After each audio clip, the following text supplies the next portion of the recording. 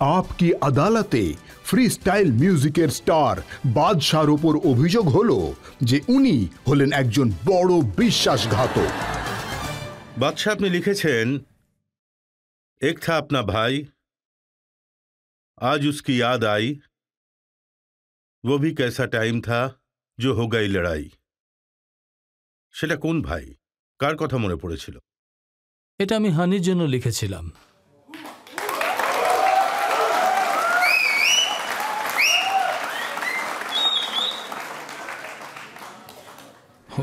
মারাত্মক প্রশ্ন করে ফেলেছেন।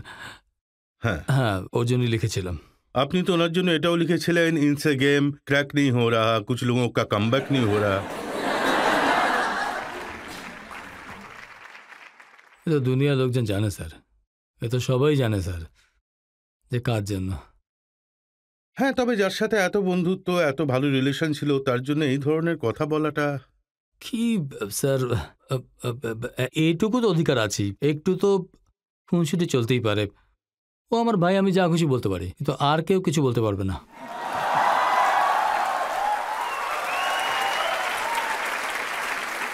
আপনি তো নিজের সাথে ওনার পার্থক্য বলে দিয়েছেন যে আমি হলাম রোলস রয়েস আর ও। এই স্যার, এটা চলতেই থাকে। এটা তো আমাদের, এটা যে আমরা আমাদের জনার আছে মিউজিকের, যে জনারের মধ্যে আমরা পড়ি, সেখানে এটা চলতেই থাকে। সেখানে যদি এটা না হয় তাহলে এন্টারটেনমেন্ট কোথা থেকে হবে? It is eventually it's entertainment, ব্যাস, এর থেকে বেশি কিছু কিন্তু এই না। কথা তো সত্যি যে হানি সিং আর আপনার খুব ভালো একটা সম্পর্ক ছিল।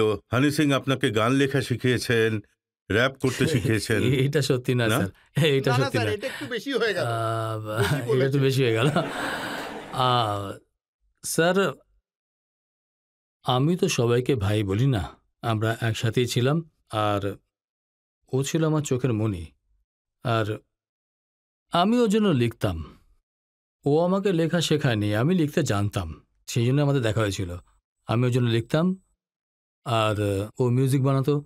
আর আমাদের সম্পর্কটা খুবই সাংঘাতিক ছিল, দুই ভাইয়ের দুর্দান্ত মেল। যে আমার নাচার শখ ছিল আর ও নাচানোর।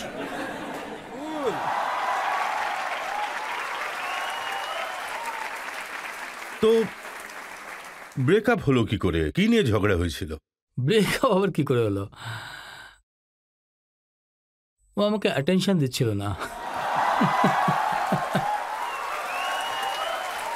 রিলেশনশিপে আমি একটু বেশি ইনভলভ হয়ে গেছিলাম, আমাকে চিট করেছিল। কিছু না স্যার, অনেক বেশি ডিফারেন্সেস চলে এসেছিল। 6 বছর একসাথে ছিলাম, তারপরে ওর ক্যারিয়ার গ্রাফ একটু অন্যরকম ছিল, আমার একটু আলাদা ছিল। এক্সপেকটেশনের যে মিসম্যাচ হয়েছিল, তার জন্য সব কিছু আলাদা হয়ে যায়। আর সেটাই হয়েছে, এর থেকে বেশি কিছু হয়নি স্যার। কিন্তু যখন আপনার ক্যারিয়ার তৈরি হলো, আপনি বড় স্টার হয়ে গেলেন, ওনার কাজকর্ম চলছিল না, তখন আপনার একটু সিম্প্যাথাইজ করা উচিত ছিল, ওনাকে সাহায্য করা উচিত ছিল। আমার সাহায্যেরও দরকার নেই স্যার, ও তো নিজেই সক্ষম, তাহলে ওর প্রয়োজন কিসের? কিন্তু হ্যাঁ, যখন শরীরটা একটু খারাপ হয়েছিল, তারপর যখন একটু সুস্থ হয়ে গেল, আমার মনে আছে মির্চি মিউজিক অ্যাওয়ার্ড হচ্ছিল, আমি ওর সাথে দেখা করতে গেছিলাম, কিন্তু আমার সাথে দেখা করেনি, আমার মনে আছে। দেখা করবেন কেন? আপনি তো এমন এমন কথা বলেন, ইয়ো হানি সিং আগে বিজনেসম্যান, র্যাপার পরে হয়েছেন। এতে দোষের কি আছে? ভালো জিনিস তো, ও বিজনেসম্যান আবার র্যাপারও। মানে ও বিজনেস করতে পারে, মানে আমার মনে হয় তো সবার এটা দেখে শেখা উচিত। কিন্তু আপনার সম্পর্কে তো বলা হয় যে ইউটিউবে যে নাম্বার পাওয়া যায় সেটা এনহ্যান্স করা হয়। কি করে? আপনি দাবি করেছিলেন পাগলের জন্য 70 মিলিয়ন ভিউজ আছে, হ্যাঁ, কিন্তু ইউটিউব কিন্তু সেটা অ্যাকসেপ্ট করেনি। ইউটিউব তখন বলেছিল যে আপনি টাকার দামে নাম্বার বাড়িয়েছেন। টাকা দিয়েছিলাম স্যার, গুগল অ্যাডওয়ার্ডের জন্য টাকা দিয়েছিলাম স্যার, কোনো অন্যায় কাজ তো করিনি, তার রসিদ আছে আমার কাছে, এখনও আছে। গুগল অ্যাডওয়ার্ডস ইউজ করেছিলাম স্যার, আমি ভেবেছিলাম যে স্যার আমার গান ইন্ডিয়ান গান ওয়ার্ল্ড নাম্বার 1 হোক, কেন হতে পারে না? আর সেই জন্য আমি গুগল অ্যাডওয়ার্ডস ব্যবহার করেছিলাম। একদম গোটা দুনিয়াটা ব্যবহার করে স্যার, কেউ বলে না। আমি জোর গলায় বলেছি যে আমি করেছি। মানে গোটা দুনিয়ায় কেউ ধরা পড়ে না, আপনি ধরা পড়ে গেছেন। না স্যার, আমি তো বলেছিলাম, আমি তো সোশ্যাল মিডিয়াতে এসে বলেছিলাম যে আমি গুগল অ্যাডওয়ার্ডস ব্যবহার করেছি, আর এটা দিয়ে এই যে ভিউজ আপনাদের সামনে তুলে ধরেছি। তাহলে আপনি যে ওই 72 লাখ টাকা খরচা করেছিলেন, সেটাই তাহলে আপনার যথেষ্ট লাভ হয়েছে। হ্যাঁ, যেটা চেয়েছিলাম আমি সেটা পেয়ে গেছি স্যার। আসলে কি হয়, যখন আপনি গান বের করেন, আপনার ইচ্ছা হয় সেটা ম্যাক্সিমাম লোকের কাছে যাক। আমি জানতাম ইন্ডিয়াতে আমার কতটা রিচ আছে, কিন্তু যদি আমাকে গ্লোবালি নিয়ে যেতে হয় তাহলে প্রত্যেকটা কান্ট্রিতে অ্যাড দিতে হবে গুগল অ্যাডওয়ার্ডসের মারফত। আমি সেটাই করেছিলাম, তাতে লাভ হয়েছে, মানে যতটা সেই সময় হওয়া দরকার ছিল সেটা হয়েছে। কিন্তু এমন একটা সময় এলো যে মিউজিক আপনাকে বানিয়েছে, যে মিউজিক আপনাকে সবকিছু দিয়েছে, যে মিউজিক আপনাকে ভালোবাসা আর মানসম্মান দিয়েছে, সেই মিউজিকই ছেড়ে দিলেন, শো ক্যান্সেল করে দিলেন। আমার একটা ক্লিনিক্যাল ডিপ্রেশন আর সিভিয়ার অ্যাংজাইটি ডিসঅর্ডার হয়েছিল, 6 মাস ধরে ওষুধ খেয়েছিলাম। ওই সময়টা স্যার খুবই খারাপ ছিল, খুবই অন্ধকারময় ছিল। সেই সময় আমার মনে হতো যে এটা শেষ কী করে হবে, আর এরকম সময় মানুষ ভাবতে বাধ্য হয় যে একটু ডার্ক কথা বলছি আমি, এর চেয়ে ভালো হয় যদি মানুষ মরে যায়, তখন হয়তো এটা শেষ হবে। তাই আমি পরিস্থিতির মধ্যে দিয়ে গেছি, আর আমি দ্যাট ইজ ভাই probably we went up to honey in that words, because আমি জানতে পেরেছিলাম ওরও এই রোগী হয়েছে। এই সময় আমার কাছে সবথেকে বড় জিনিস ছিল যে স্যার ওর মা বাবার উপর দিয়ে যেটা যাচ্ছে সেটা যেন আর না হয়, আর বাবা মার জন্য ছেলে মেয়ে সুস্থ থাকাটাই সব থেকে বড়, আর কিছু নয় স্যার। আর সব এই ডিস্ক কামব্যাক সব বাজে কথা স্যার। পৃথিবীতে এসেছি, মাঝে যে ড্রামাটা রয়েছে সেটা কিন্তু অসাধারণ হওয়া উচিত, সেটাও খোলাখুলি ড্রামা হওয়া উচিত, কিন্তু ইভেনচুয়ালি এটাই যে হেলথ আর বাবা মার সঙ্গ, এর বাইরে আর কিন্তু কিছু নেই স্যার, এর বাইরে আর কিছুই হয় না। কিন্তু সেই সময়টা খারাপ ছিল, কিন্তু বেরিয়ে গেছে। আমার ডক্টর আছে, ডক্টর নরেন্দ্র প্রতিম, আজও ওনার সাথে কথা হয়। কিন্তু আপনার মেজাজটা এত নরম হয়ে গেল কি করে যে একটা সিনেমা দেখার পর আপনি ডিপ্রেশনে পড়ে গেলেন? স্যার আসলে এটা হয়েছিল যে ওই সময় আমার ট্রিটমেন্ট চলছিল, তা সেই ট্রিটমেন্টের মধ্যে আপনাকে ওষুধ খেতে হতো, আপনার অ্যাংজাইটির একটা টাইপ আছে, এটা একটা সাইকেলের মতো ব্যাপারটা। যখন ট্রিটমেন্ট চলছিল তখন আমি একটা সিনেমা দেখতে গেলাম, লুটেরা, আপনারা দেখেছেন? রণবীর সিং আর সোনাক্ষী সিনহা। ভাই ওই সিনেমাটা দেখে বেরিয়েছি, আর আমার একটা ডিপ্রেশন, একটা বাজে অ্যাটাক, আর আমি প্রত্যেকটা ওষুধের ডাবল ডোজ নিয়েছিলাম। তারপর আমি শুয়ে পড়লাম, আর সকালে উঠে আমি ডাক্তারকে ফোন করলাম।